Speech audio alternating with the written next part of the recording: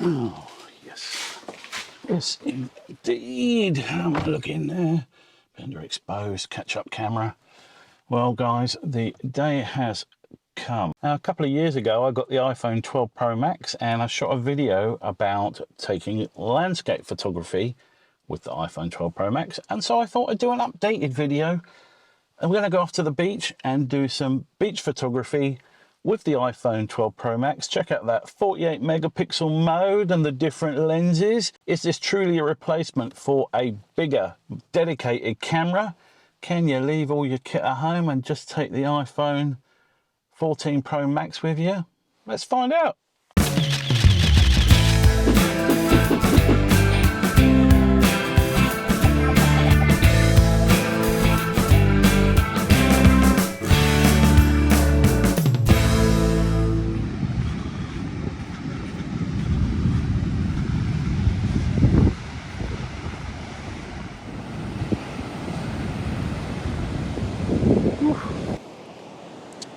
Well, guys, it's actually stopped raining here in New South Wales for 5 minutes, which is a bit of a result. Has meant that this otherwise quiet beach is rather busy today.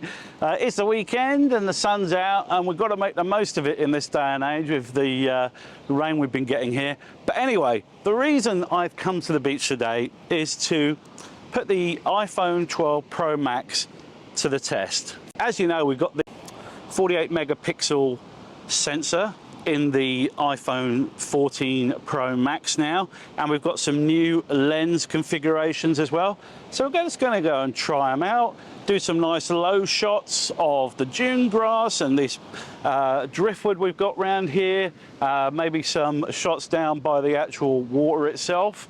So what I'll do is, as I'm going along, I will take a photograph and then stick the resulting image up on the screen. What I might do is get down nice and low here and just do a shot peeking through this dune grass. And one of the good things about this phone is it has an extremely bright screen. So I'm in broad daylight here. It should be really hard to see what's going on, but its display is so bright that is absolutely epic. All right, guys, so let's do a little shot down here on the dune grass and see what we can capture. Try not to get my shadow in here. Okay, so that's pretty nice. Let's go super wide. Get my shadow out of the frame. It's very hard to do. Totally the wrong time of day to be filming this, but I didn't have any choice, unfortunately. So let's take that. All right, what we might do now is flick to the telephoto and get a kind of cool shot with the grass. Let's have a look. How's it turned out? Geez, that's lovely. Beautifully in focus grass, very shallow plane of focus on there, the waves beyond out of focus.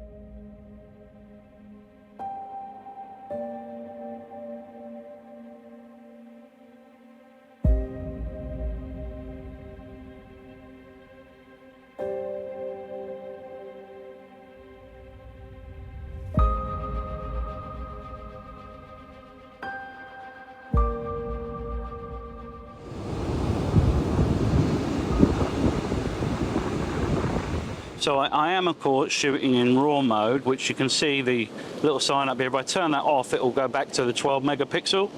But I'm shooting in 48 megapixel RAW DNG format. I'm just going to do some low shots down here of these bubbles without getting my shadow in the shot, which is going to be difficult.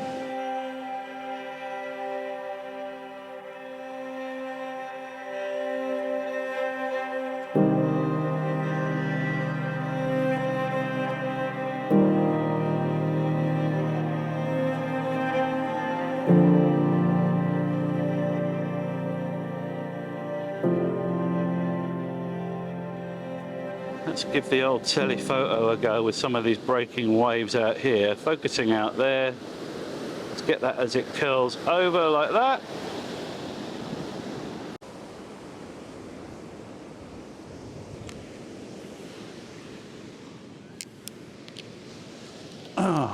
Alright guys, I just walked down the beach. Oh, blue bottles. Just walked down the beach because I saw somebody had stacked a bit of driftwood from the floods here, and there's some absolutely bloody gorgeous textures of this bleached wood, which I thought would make a really nice photo. So let's record the screen again, get into the camera. Okay, so try and get around this side. Oh yeah, this is beautiful. Get the ultra wide again. God, that's so wide, this lens. Beautiful. Need to get it even closer. Oh, awkward. Try not to get sand on the camera as well. Now, what's a good shot here? Oh, that's nice. Shooting over the top of them. Let's try that one. Take the photo. Let's give a close-up of this wood so you can see the texture quality. The phone, as you can see down in the bottom right, it's got a little tulip icon which says it's gone into macro mode, which is perfect. That's exactly what I want. Let's take that photo. It's nice. Oh, the textures are there on here. Oh, that's nice. Look, peeking through the gap. Oh, that's lovely. Oh my God, I love it. Oh, this is beautiful. Framing the ocean through this little gap in the wood here. Can I get the end of that end? I think I can.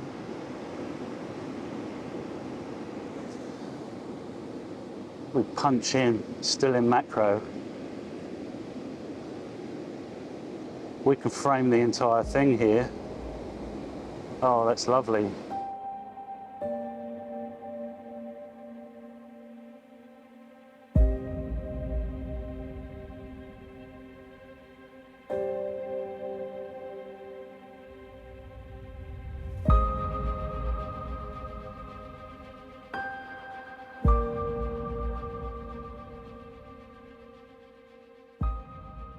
So I locked off the exposure and focus by holding down on the focus reticle, and then we can get this shot. Geez, that's lovely.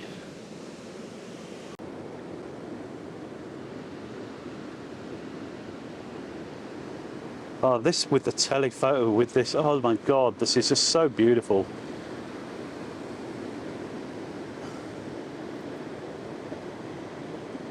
So I've clicked focus on the ocean.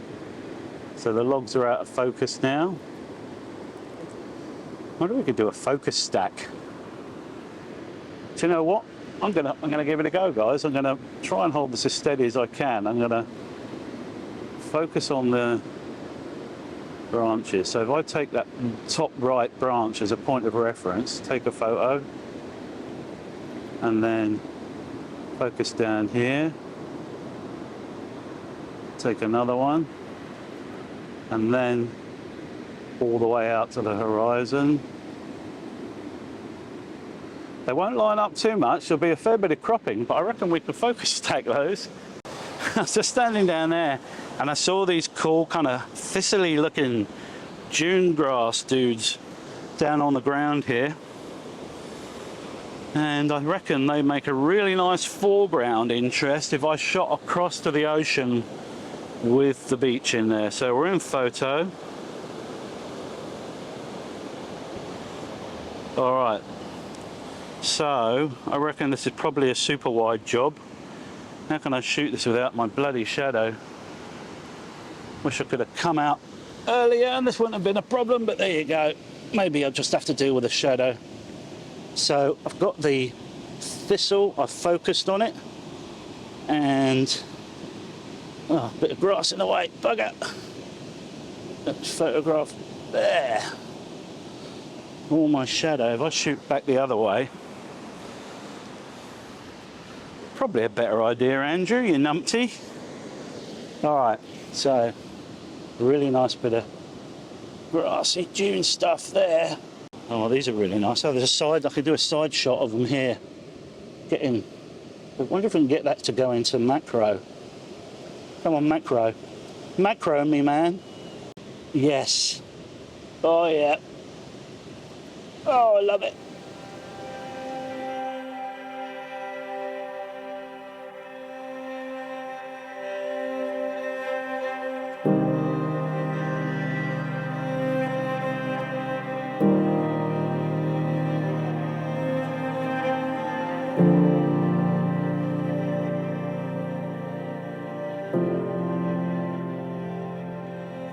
Jeez, the quality of these photos.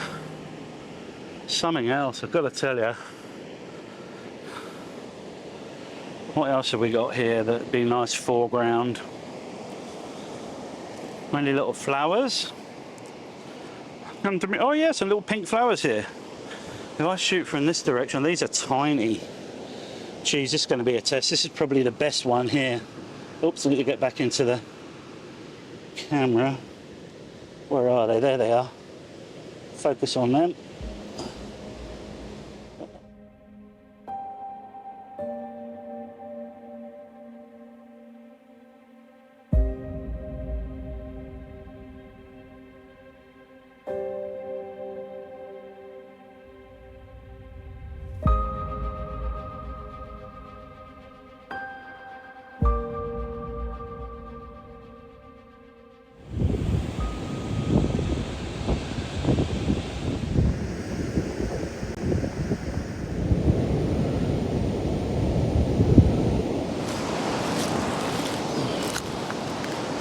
Sit down on the log. Oh. Oh. Whew. I'll tell you what, guys. It's not that hot. But when the sun's shining on your head, you do work up a little bit of a thirst. Oh, hello, Mr. Seagull. Cheers, mate. Love your work.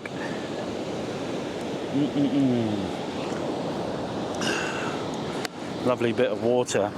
All right, so what are my thoughts on the old iPhone 14 Pro Max?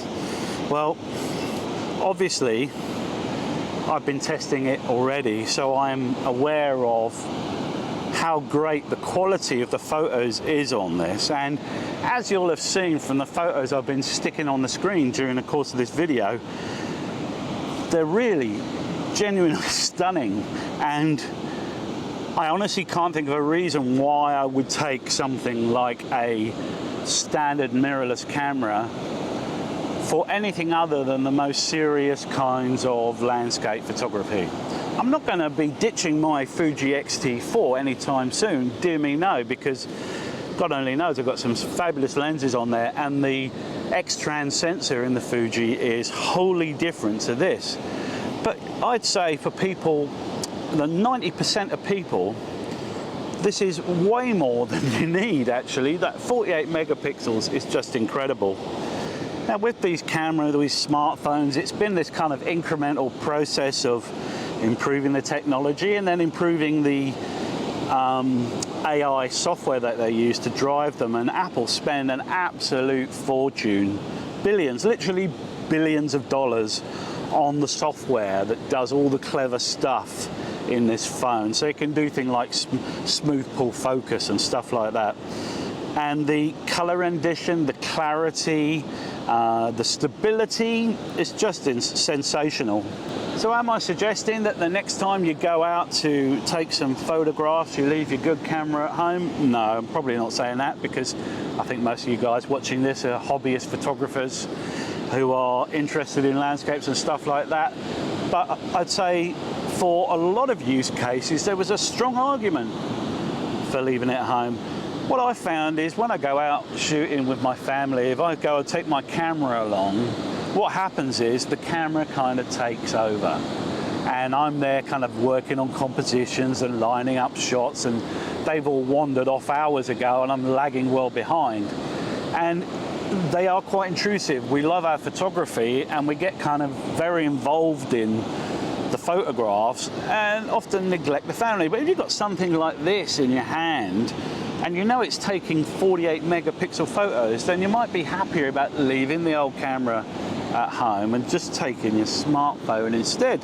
And I think that the enjoyment for the family would be greatly increased if you did that, because you wouldn't be lagging behind all the bloody time and fanning around with your tripod and your ND filters and all that kind of gubbins. All right, so the $64,000 question, you know, could you ditch your main camera completely, flog it, get it on eBay, get rid of it, and get yourself an iPhone and just use that for everything? And the answer is, I reckon, in a lot of cases, yes. Now, qualified yes. Things like astrophotography, it's going to suck, you know. It has a low light and night mode, but, you know, it's not a miracle worker. It's not going to be able to shoot beautiful images of the Milky Way, those 30-second plus exposures. For low light environments at sunrise and sunset, it's surprisingly good. It's got impressive dynamic range if you shoot in that raw mode and getting those 48 megapixel images. So I'd say about 80% of the use cases for somebody who's got an interest in landscape photography, I'd say it was more than adequate. You know, it's just amazing that I can hold this thing that's also a fully functioning phone, an incredibly smart computer device, and do everything else you can do on this device. Now, I realise there are other phone manufacturers, but I've always used Apple products. I have got nothing against all the Android devices, all the rest of it, the Samsungs and Sonys, all this kind of stuff, the Google Pixel, whatever. They're fine and very good cameras, and I'm sure they take sensational photos, but this is my impressions of this phone, and I think it's sensational, a worthy successor to the 13, which I didn't buy. I went from 12 to 14. But if you're in two minds about getting this and you were thinking you might use it for some casual landscape photography, then I say bloody go for it. All right, guys, that'll do us for this video down on beautiful 7 Mile Beach. How nice is that? Hope you enjoyed this video. If you did, please give me a like down below there, and of course, to see more of my amazing content in your YouTube channel, hit the old subscribe button. Till the next time, guys, ta-ta.